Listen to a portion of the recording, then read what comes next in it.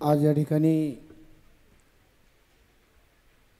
चिपरी पंचक्रोशीमध्ये समस्त जैन समाजाच्या माध्यमातून आणि खास करून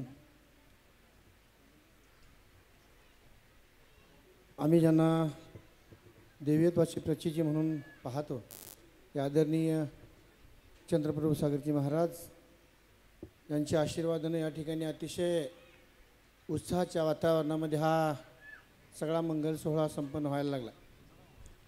खरं म्हणजे महाराजांची मी सुरुवातीला दिलगिरी व्यक्त करतो, कारण हा कार्यक्रम सुरुवातीला ज्यावेळेला जाहीर झाला त्यावेळेपासून मला महाराजांचं निमंत्रण होतं। खास करून हा परिसरही बघायचा होता। वेगवेगळ्या कामाच्या निमित्तानं बाहेर जात राहिलो, त्यामुळे इकडे याचं महाराजजी राहून गेलं, त्याबद्दल मी आपली दिलगिरी व्यक्त करतो।